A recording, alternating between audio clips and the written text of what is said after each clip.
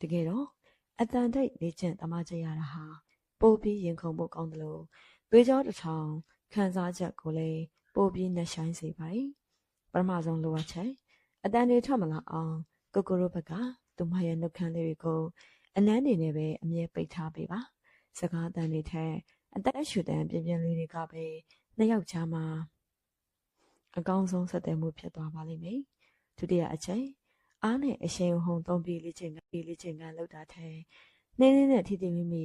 အသားချင်းထိတွေ့မှုကိုပဲအသားပေးပြီးလေ့ကျင့်ပါသူမရဲ့နားနောက်ကနေလဲပင်တောက်လျှောက်ကို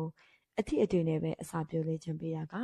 အတန်ထွက်တာကိုရောက်ချစေသလိုသူမအတွက်လည်းပိုပြီးထိမိတဲ့လေ့ကျင့်ခန်းရဲ့ခံစားချက်ကိုပေးစားနိုင်ပါ යි နောက်ဆုံးလိုအပ်ချက်မျက်လုံးချင်းဆိုင်ချပြီးတယောက်နဲ့တယောက်ဘာလေးချင်းအကွက်သုံးခြင်းတလဲဆိုတာကိုညှိနှိုင်းပါ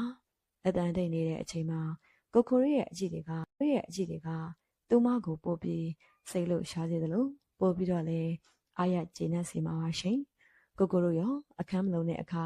အတန်တိတ်လေးချင်းဆက်ဆံရတာကိုပို့ပြီးရင်ခုန်တတ်ကြလိုက်ရင်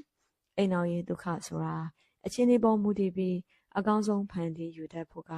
အဓိကပါပဲဗီဒီယိုလေးကိုသဘောကျရင် like and subscribe လုပ်ဖို့မမေ့ပါနဲ့အောင်နော်